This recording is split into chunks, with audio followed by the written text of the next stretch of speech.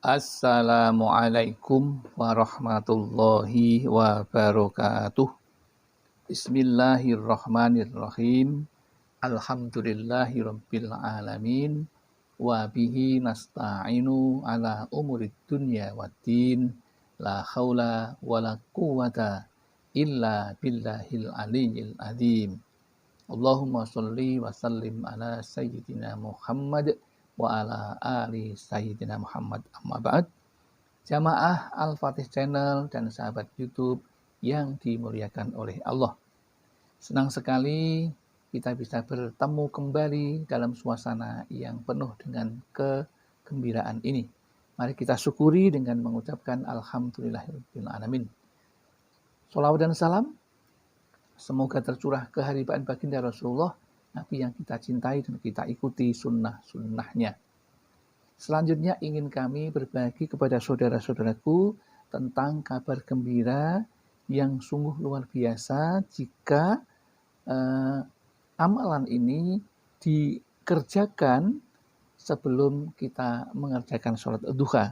Adapun judulnya adalah 2 amalan mustajab sebelum sholat duha. Allah jamin rezekinya dan cukupi segala keperluannya. Namun sebelum kita lanjutkan, ingin kami sampaikan bahwa menyimak dari awal sampai dengan akhir video kami tentu akan lebih baik karena akan mendapatkan pemahaman yang utuh, dan lebih-lebih jika Anda berkenan untuk like, share, komen, dan subscribe pada video yang ingin kami tayangkan ini. Baiklah, mari kita mulai. Bahwa ada 2 amalan mustajab sebelum sholat duha. Jika 2 amalan ini dikerjakan, maka insya Allah apapun yang diinginkan akan dipenuhi oleh Allah Subhanahu wa ta'ala. Lalu apakah 2 amalan mustajab tersebut? Amalan mustajab yang pertama adalah menyempurnakan wudhunya. Orang sering membayangkan dan menganggap bahwa wudhu itu hanya sebagai syarat untuk sahnya sholat. Tetapi ternyata setelah kita cermati bahwa wudhu itu kecuali memang suatu amalan yang disukai oleh Allah, tetapi ada beberapa hal yang perlu dikerjakan, yaitu menyempurnakan wudhu.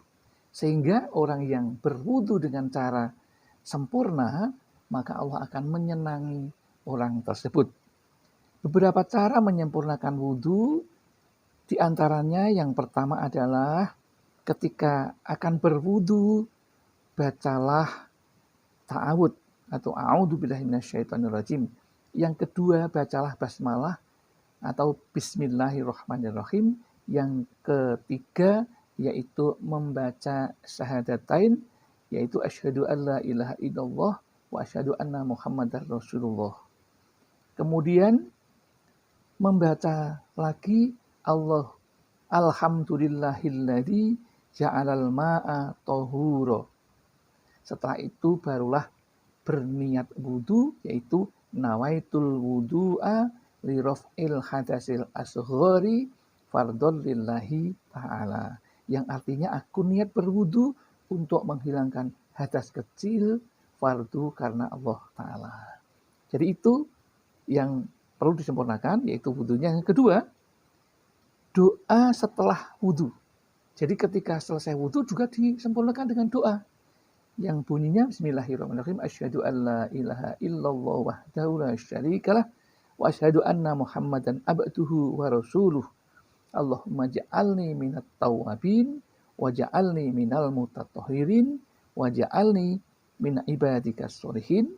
Yang artinya aku bersaksi tiada Tuhan selain Allah yang maha tunggal, tiada sekutu baginya, dan aku bersaksi bahwa Nabi Muhammad adalah hamba dan utusannya. Ya Allah, jadikanlah aku orang yang bertaubat dan jadikanlah aku dari golongan hamba-hambamu yang sholih.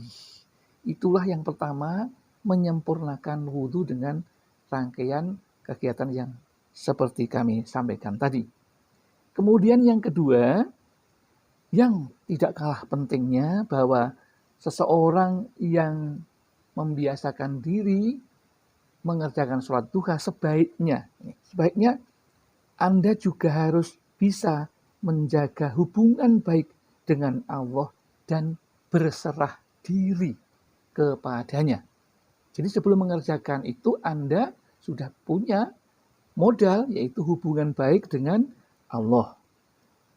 Dan yang kedua setelah itu menyerahkan diri kepada Allah. Bagaimana caranya?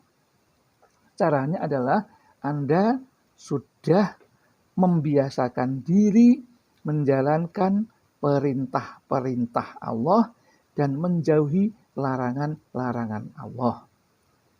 Jadi, jika orang sholat duha sudah punya modal yang hebat seperti ini, maka insya Allah doanya atau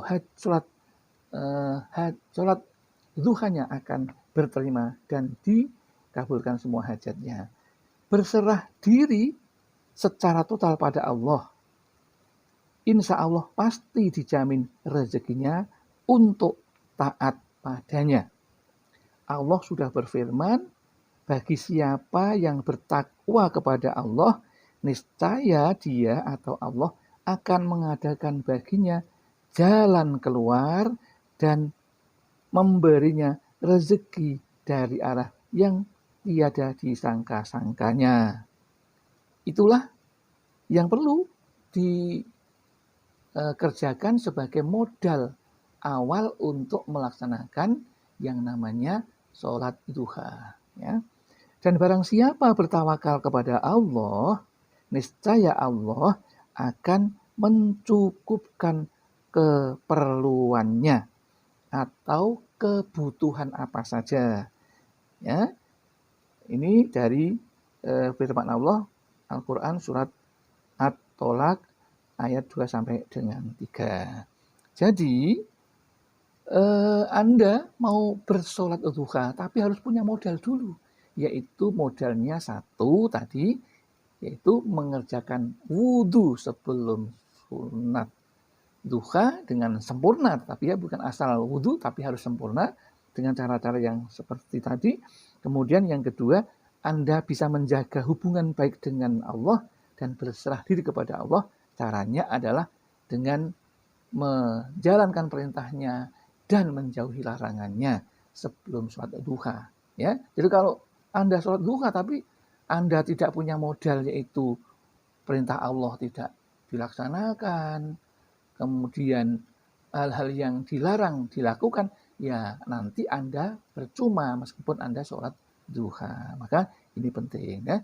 Sudah punya takwa, kemudian Anda tidak berserah diri, juga akan sia-sia. Maka setelah Anda bertakwa dengan Allah, menjalankan perintah, menjauhi larangannya, kemudian serahkan semuanya kepada Allah melalui sholat duha.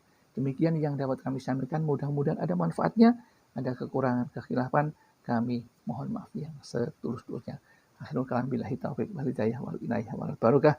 Wassalamualaikum warahmatullahi wabarakatuh.